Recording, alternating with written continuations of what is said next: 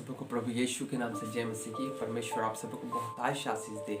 क्या आप जानते हैं कि आपके जीवन में 3 शत्रुएं हैं और ये 3 शत्रु कभी भी नहीं चाहते कि आप अपने मसीह जीवन में आगे बढ़ें, लेकिन आपको ये 3 शत्रुओं को पहचानना होगा। और उनमें से सबसे पहला शत्रु है शैतान। इफिसियों उसका 6 अध्याय उसके 12 पद इस प्रकार कहता है। इफिसियों उसका 6 अध्याय 12 पद मैं आपके लिए पढ़ना चाहूंगा। यहाँ पर इस प्रकार लिखा हुआ है कि क्योंकि हमारे ये मल्लयुद्ध लहू और मांस से नहीं परंतु प्रधानों से और अधिकारियों से और इस संसार के अंधकार के हाकिमों से और उस दुष्टता की आत्मिक सेनाओं से है जो आकाश में है। क्या आप जानते हैं कि आपके पीछे एक शत्रु पड़ा हुआ है? वही पुराना इब्लीस, पुराना शैतान, पुराना सांप जो आपका शत्रु बनकर आज आपके पीछे में आपको खत्म करना चाहता है। जब आदम और हवा ने पाप किया तो हम देखते हैं कि वही पुराना वही सांप आदम और हवा को बहकाया और आदम और हवा उसके बहकावे में आ गए। उन्होंने आदम और हवा के प्रति परमेश्वर की योजना को उन्होंने खत्म करना चाहा, शैतान खत्म करना चाहा। और आज शैतान हमें भी नाश करना चाहता है कि हम परमेश्वर की योजना में बने ना रहें और हम परमेश्वर की योजना से हट जाएं। हमारे जीवन में जो गवाही परमेश्वर ने तैयार की है उस गवाही से हम नाश हो जाएं। तो सबसे पहला शत्रु है शैतान, जिसे आपको जानना अनिवार्य है। दूसरा शत्रु है संसार। पहला यूहन्ना उसका 2 अध्याय 15 पद। पहला यूहन्ना उसका 2 अध्याय 15 पद यहाँ पर इस प्रकार लिखा हुआ है, तुम ना तो संसार से और ना संसार में की वस्तुओं से प्रेम रखो। यदि कोई संसार से प्रेम रखता है तो उसमें पिता का प्रेम नहीं। तुम ना तो संसार से और ना संसार में की वस्तुओं से प्रेम रखो। यदि कोई संसार से प्रेम रखता है तो उसमें पिता का प्रेम नहीं है। हालेलुया। परमेश्वर का धन्यवाद है कि परमेश्वर अपने वचन के द्वारा सबसे बातें करता है। यदि हम संसार से प्रेम रखेंगे, यदि हम संसार में की वस्तु से प्रेम रखेंगे तो हमारे जीवन में परमेश्वर हमारा शत्रु हो जाएगा मेरे प्रियो। और संसार हमारे ऊपर हर समय दबाव डालने की कोशिश करता है विभिन्न प्रकार के माध्यमों से कि हमारा आत्मिक जीवन खत्म हो जाए। और सच में संसार ऐसा ही है। बहुतों ने कहा है कि ये संसार रंगीन दुनिया है जिसमें जो व्यक्ति जाता है फंस जाता है।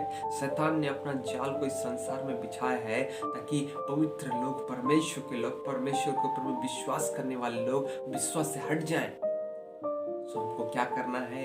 संसार के ऊपर जय पाना है। संसार जो हमारा शत्रु होकर खड़ा हुआ है, हमें उसके ऊपर जय पाना है। तो आपने सबसे पहला शत्रु को जान लिया शैतान, दूसरा शत्रु को आपने जान लिया संसार, और तीसरा शत्रु है हमारा शरीर। तीसरा शत्रु है मेरे प्रिय हमारा शरीर। बाइबल बताती है कि शरीर आत्मा के विरोध में और आत्मा शरीर के विरोध में युद्ध करता आता है। यही शरीर जो हम लिए हुए फिरते हैं, चलते हैं, जिसमें हम दिन रात बिताते हैं, यही शरीर हमारे आत्मिक जीवन के लिए हमारे लिए बाधा है।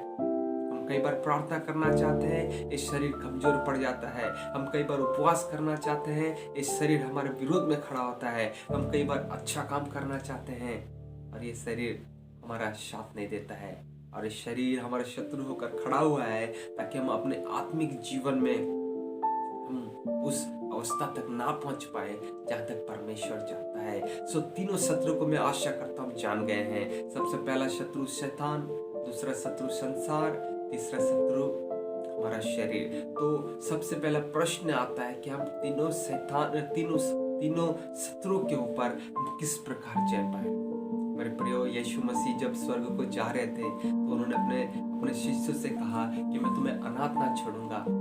जब मैं ऊपर चले जाऊंगा, पिता के पास चला जाऊंगा, तो मैं तुम्हारे लिए एक सहायक को भेजूंगा जो सर्वदा तुम्हारे साथ रहे। और जब वो सहायक आएगा तो तुम सहायता को पाओगे, तुम बल पाओगे, तुम सामर्थ पाओगे। यीशु ने ऐसा कहा है। और जब हम पवित्र आत्मा से भरे रहते हैं, जब पवित्र आत्मा हमें लीड करते हैं, जब पवित्र आत्मा हमें अगुवाई करते हैं, तो बहुत बार क्या होता है, हम इस सारी परिस्थिति को टैकल करते हुए, हम फेस करते हुए, हम इन तीनों शत्रुओं के ऊपर जय पाते हैं मेरे प्रियो।